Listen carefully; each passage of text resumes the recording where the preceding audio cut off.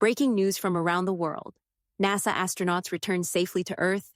Tensions rise in Ukraine as peace talks shift, and violence erupts in Gaza after a ceasefire collapses.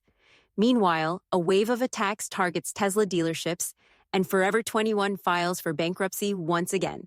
All this and more, right now. NASA astronauts Butch Wilmore, Suni Williams, Hague, and Russian cosmonaut Aleksandr Gorbunov have safely returned to Earth, splashing down in the Gulf of Mexico after their journey from the International Space Station aboard a SpaceX Dragon capsule. The crew landed at 5:57 p.m. Wilmore and Williams, in particular, are returning after spending more than 9 months in space, an extended mission that lasted 278 days longer than planned due to technical issues with Boeing's Starliner spacecraft.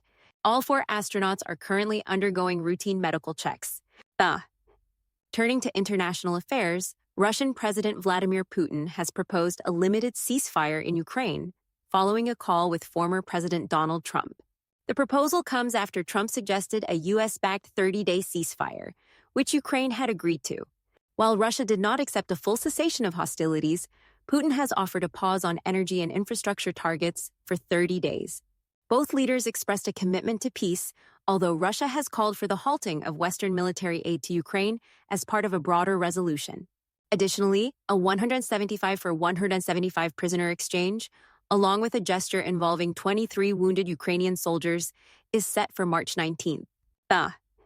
In Gaza, a ceasefire agreement between Israel and Hamas has collapsed, sparking renewed violence. Israeli officials cite Hamas's refusal to release 59 remaining hostages as the reason for the breakdown, while Hamas accuses Israel of sabotaging efforts for a permanent peace. According to reports, over 220 people have been killed in Gaza in the first few hours after the ceasefire ended.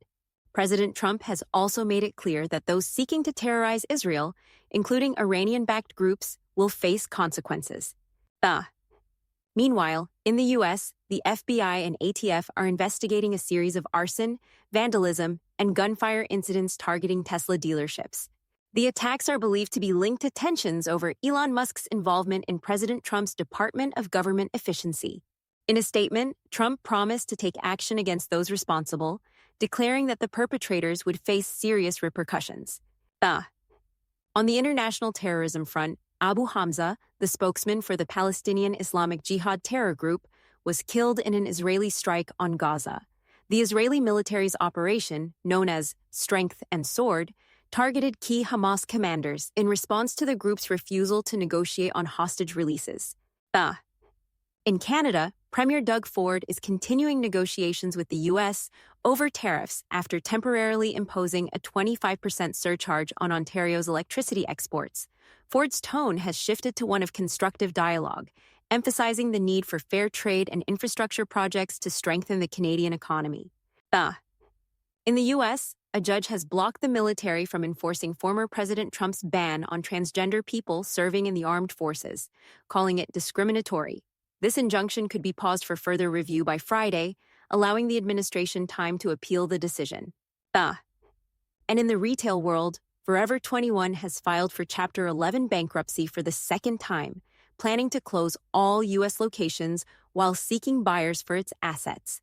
Despite these challenges, the company's international stores will remain operational, and the Forever 21 website will continue to function. Lastly, in transportation news, U.S. Secretary of Transportation Sean Duffy has demanded that New York's MTA provide data on subway crime by March 31st, or risk losing federal funding.